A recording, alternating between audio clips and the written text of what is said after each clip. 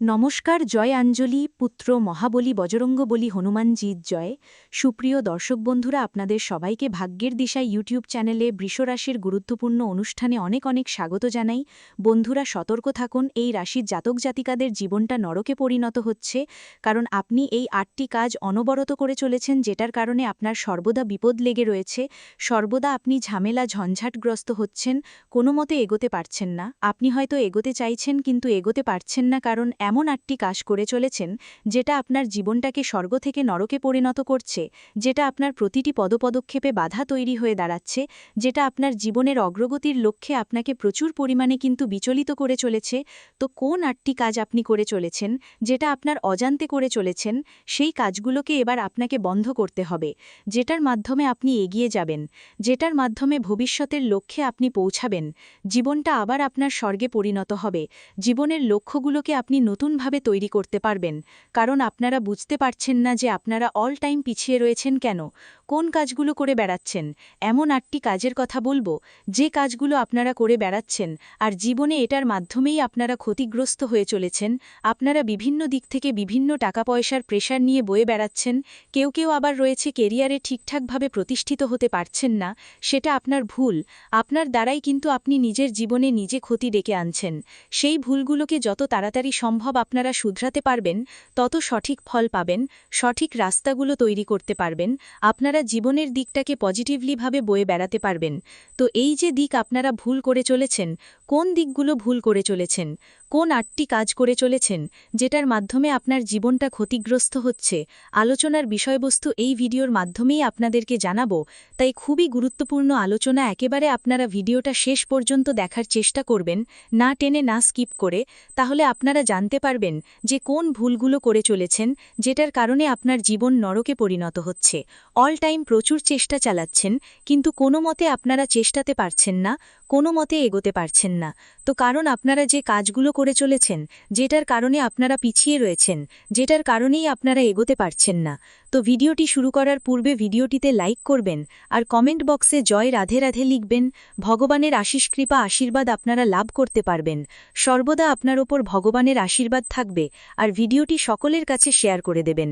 যারা এখনও চ্যানেলটিকে সাবস্ক্রাইব করেননি, অবশ্যই সাবস্ক্রাইব করে রাখবেন আর নোটিফিকেশন বেল আইকনটাকে বাজিয়ে রাখবেন। তাহলে নতুন নতুন ভিডিওর আপডেটগুলো আপনারা অবশ্যই পেয়ে যেতে পারবেন।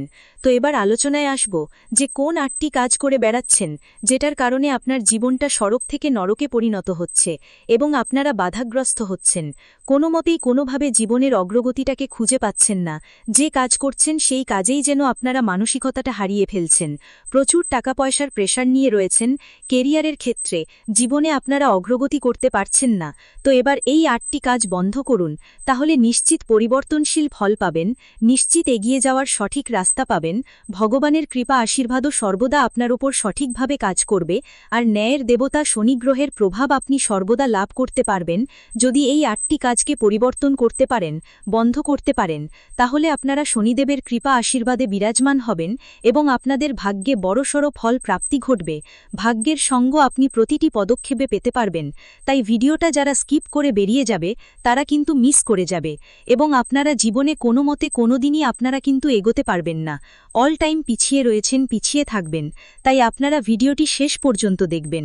যারা কেবল শেষ পর্যন্ত ভিডিওটা দেখবে, তারাই কেবল জীবনে পরিবর্তন হতে পারবে, তারাই কেবল উন্নতির রাস্তা এবার থেকে বুঝতে পারবে। এই ভিডিওটির মাধ্যমে সমস্ত কিছু আপনারা বুঝতে পারবেন।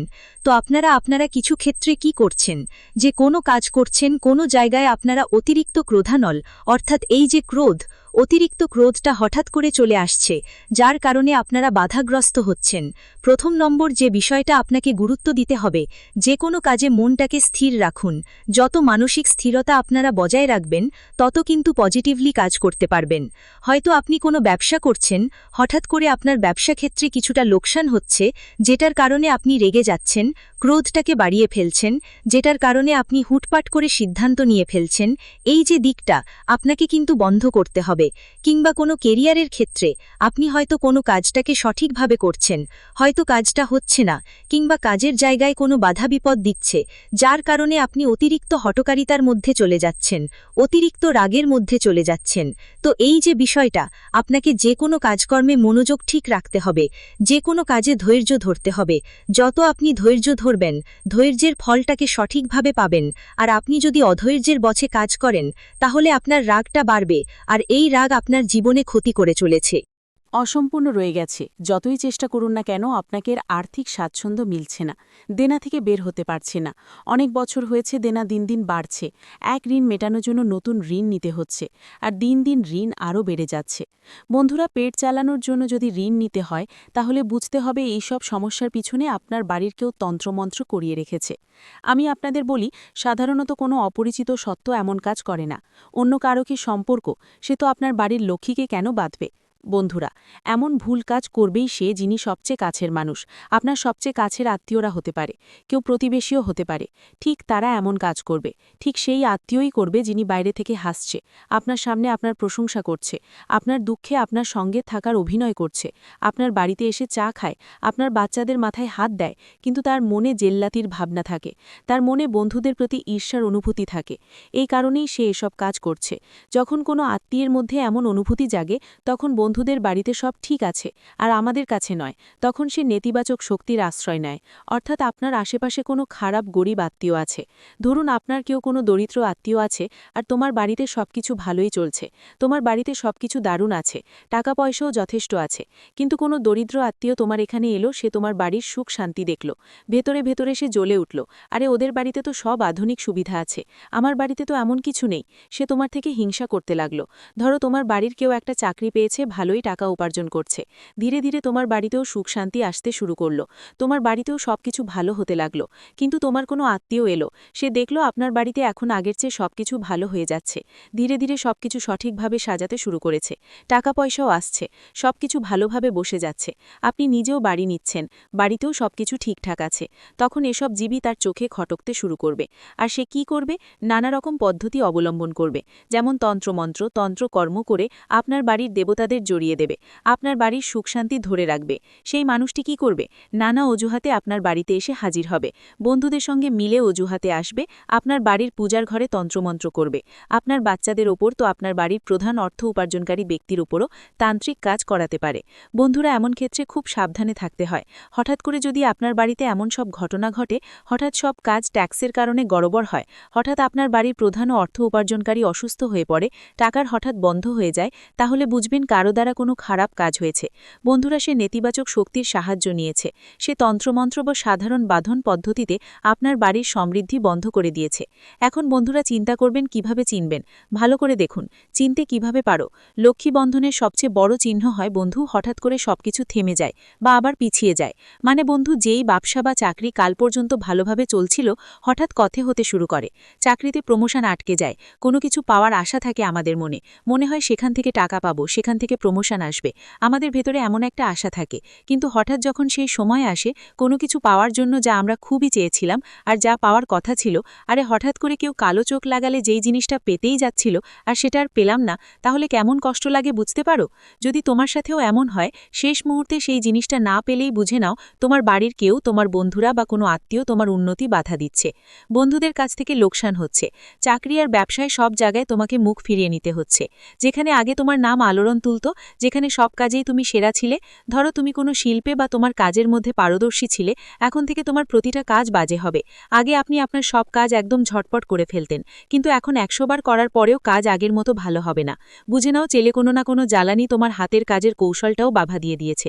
বন্ধুদের বলি, টাকা হাতে আসবে অবশ্যই, কিন্তু ধরো মাসের একটা তারিখে তোমার বেতন এসেছে, এখন সেটা পুরো মাস চালাতে হবে, আর একটু সঞ্চয়ও করতে হবে।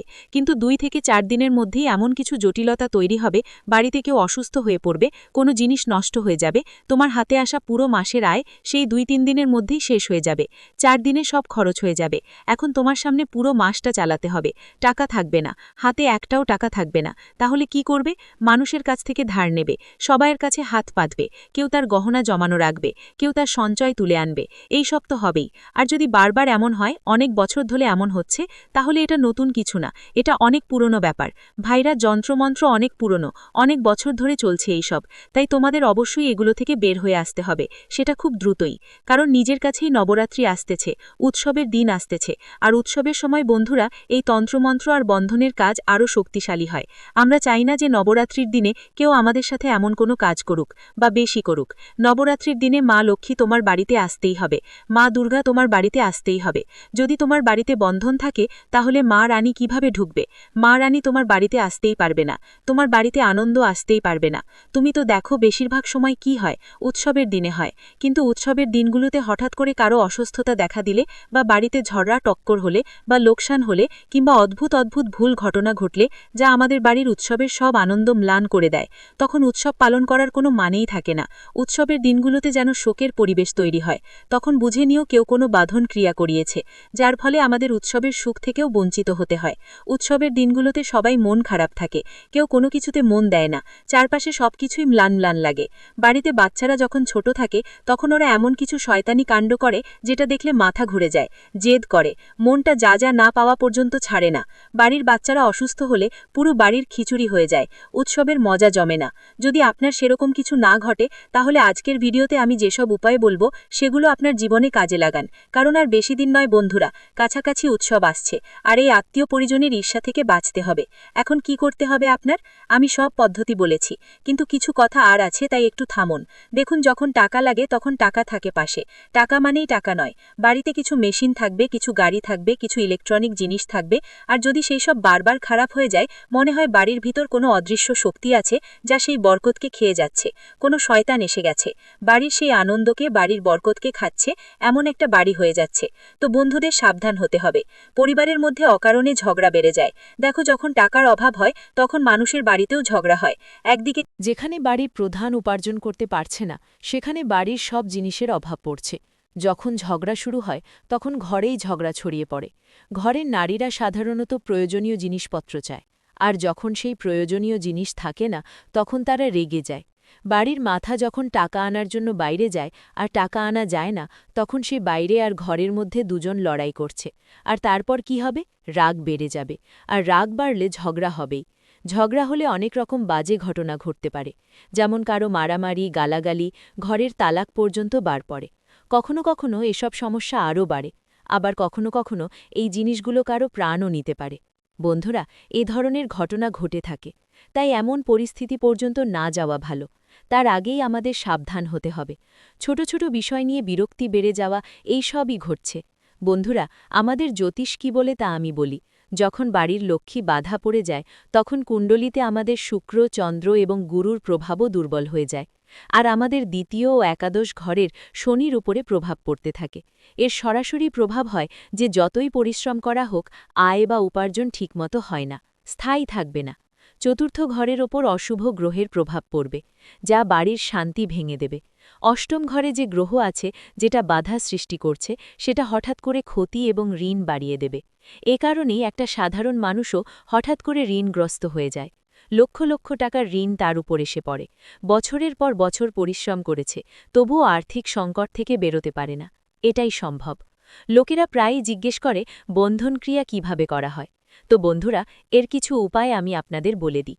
দেখুন, কোনো আত্মীয় আপনার বাড়ি থেকে চাল বা নুন, এটা কোনো কাপড়, যদি কেউ সেটা গোপন জায়গায় বাঁধে বা কোনো তান্ত্রিকের কাছে নিয়ে যায়, তারপর আপনার বাড়িতে এসে আপনার পরিবারের কেউ তার পরা কাপড় নেয় বা তার মাথার চুল তুলে নিয়ে যায়, যে কোনো উপায়ে এটা বেঁধে ফেলা যেতে পারে। বাড়ির বাইরে দরজার কাছে লেবু, কালো সুতা বা মরিচ রেখে টোটকা করে চলে যাওয়া যায়। অনেক সময় শুধু কথাগুলো দিয়েও এই বেঁধে ফেলা সম্ভব। বন্ধুরা, ধরুন কোনো আত্মীয় এসেছে, সে আপনার বাড়িতে সবকিছু দেখছে, সবকিছু ভালোই আছে। সে আপনার বাড়িতে এসে দেখে বলবে, তুমি তো এখন অনেক ভালো আছো, কামাই শুরু করেছ। তুই তো আগেই বেশ ভালো জীবনযাপন করছিস। আরে তোর ছেলে তো একদম হুনাফাবাজ মানুষ, খুব আজ্ঞাভু মানুষ। তারই মুখের কথা, যদিও তার মধ্যে প্রশংসা শুনতে পাও, কিন্তু তারই প্রশংসা মুখ থেকে কালো জিভ হয়ে যায়। তার সব প্রশংসাই উল্টে যায়। বন্ধুদের অনেকবার তো বন্ধুরা বা কেউ আত্মীয় সামনে বসে বলেই দেয় যে তোর বাড়িতে কখনো বরকত না থাকুক। তখন তার কথারও এমন প্রভাব ফেলে যে সব কিছু ছড়িয়ে পড়ে। বন্ধুরা, মানে কারোর মুখের কথা অনেক সময় বিপজ্জনক হয়ে দাঁড়ায়। এর ইঙ্গিত স্বপ্নেও দেখা যায়। হ্যাঁ বন্ধুরা, মানুষ স্বপ্নে অনেকবার অন্ধকার দেখতে পারে, সাপ দেখতে পেতে পারে, মাকড়সার জাল দেখতে পেতে পারে, বা নোংরা পানি নালা দেখতে পেতে পারে। তাহলে এটা স্পষ্ট সংকেত যে বাড়ির লক্ষ্মী আটকে গেছে। বাড়ির দেবদেবীর ছবি ফিকে হয়ে যেতে শুরু করে, ছত্রাক পড়তে শুরু করে, মূর্তিতে ফাটল ধরতে শুরু করে, প্রদীপ হঠাৎ নিভে যেতে পারে, বা তাতে কালো ধোঁয়া উঠতে শুরু করে। এই সব কথাগুলো একটাই ইঙ্গিত যে বাড়ির লক্ষ্মী আটকে গেছে। বাড়িতে যদি এমন হয় তাহলে পরিবেশ ভারাক্রান্ত হয়ে যাবে, অর্থাৎ সবকিছুই মন ভারাক্রান্ত লাগতে শুরু করবে। ঘরে তোমার মন থাকবে না, কাঁদতে ইচ্ছে করবে তোমার। এমন একটা অবস্থা হবে যে তুমি কেঁদে ফেলবে, মুখ ঝাপসা হয়ে যাবে তোমার, মাথা সবসময় ভারী লাগবে। পরিবারের সবারই মাথা ব্যথা করবে, সেটাও প্রতিদিন। পরিবারের লোকেরা যতই হাসতে আনন্দ করতে চাইবে, ভিতর থেকে তাদের মন সবসময় বিষণ্ণ আর ভারাক্রান্ত থাকবে। সম্পর্কেও দূরত্ব আসতে শুরু করবে।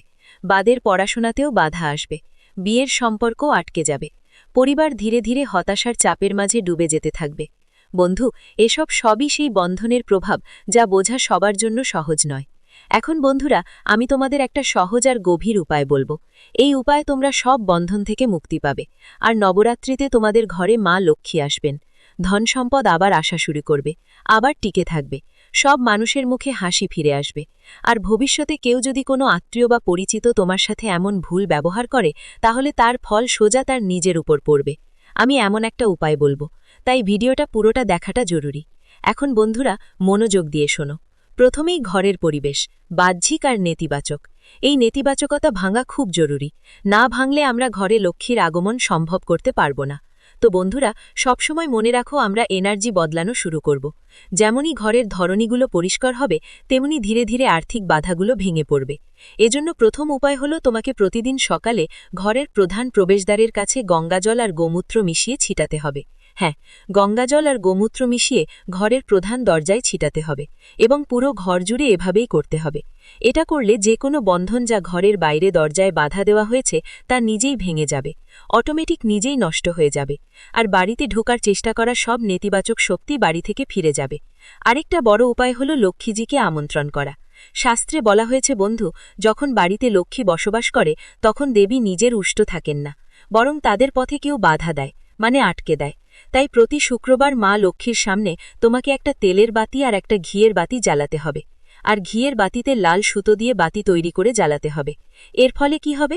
আর্থিক বাধা দূর হবে, আর তেলের দীপক থেকে শত্রু যেই বেঁধে দিয়েছে সেটা ঝলসে পুড়ে যাবে। বন্ধুদের জন্য একটা কথা, হ্যাঁ, আপনাদের শ্রী সূক্ত পাঠ করতেই হবে। যদি কোনো বিশেষ আত্মীয়ের উপর সন্দেহ হয় যে সে আমার উপর বেদন করেছে, তাহলে তার দেওয়া জিনিসগুলো ঘরে রাখবেন না। অনেক সময় মানুষ জামাকাপড়, বাসন বা মিষ্টি দিয়ে নিজেদের ঘরের নেতিবাচক শক্তি ঢুকিয়ে দেয়। তাই প্রথমেই আত্মীয়দের দেওয়া জিনিসগুলো ঘরের বাইরে ফেলুন। তারপর ঘর ভালো করে পরিষ্কার করুন। ঘরে যেসব ফাঁকা বা ফিজুলে জিনিস পড়ে আছে সেগুলো বাইরে বের করে দিন। সেটা যতই দামি জিনিস হোক না কেন, তাহলে ওকে বাইরে বের করে দাও। এরপর বন্ধুরা, আমি তোমাদের একটা সবচেয়ে বড় এবং মহা উপায় বলছি। রাত 11টার দিকে একটা লেবু নাও। হ্যাঁ, রাত 11টার দিকে একটা লেবু নাও। এটার উপর 4টে লবঙ্গ গুজে দাও। সেই লেবুর ওপর 4টে লবঙ্গ গুজে দিতে হবে তোমাকে। এটা মা লক্ষ্মীর সামনে রেখে প্রার্থনা করো, হে মা লক্ষ্মী, আমার বাড়ির ওপর লাগানো এই বাঁধন ভেঙে দাও, আশীর্বাদের পথ খুলে দাও। তারপর ওই লেবুটা 4 রাস্তার মোড়ে রেখে বাসায় ফিরে যাও। এই পদ্ধতি অনেকবার প্রমাণিত হয়েছে যে লক্ষ্মীর বাঁধন ভাঙতেই পারে। বন্ধুরা, তাই এই উপায়টা অবশ্যই করো, তাহলে বাড়ির সব বদনজর দূর হয়ে যাবে। বন্ধুদের মতোই যখন কারো ওপর নজর লাগে, তখন আমরা যেমন লেবু দিয়ে মাথা থেকে পা পর্যন্ত নজর উঠাই, ঠিক তেমনি তোমাকেও তোমার বাড়ির নজর উঠাতে হবে। প্রত্যেকটি বাড়িতে নজর উঠানোর আলাদা আলাদা পদ্ধতি থাকে। তোমার বাড়িতেও যেভাবে নজর ওঠানো হয় ঠিক সেইভাবে উঠিয়ে ফেলো, কিন্তু বাড়ির নজর অবশ্যই ওঠাতে হবে। বন্ধুদের জন্য এই উপায়টা জানিয়ে দিলাম। এই উপায়টা ভালো করে করো। আজকে এতটুকুই। ভিডিওটি এখানেই শেষ করছি। ভিডিওটি যদি ভালো লেগে থাকে তাহলে অবশ্যই একটি লাইক দিয়ে চ্যানেলটি সাবস্ক্রাইব করে যাবেন এবং কমেন্ট বক্সে জয় বজরংবলী হনুমানজির জয় লিখতে ভুলবেন না। দেখবেন বজরংবলীর কৃপায় আপনারা সবাই ভালো থাকবেন। ধন্যবাদ।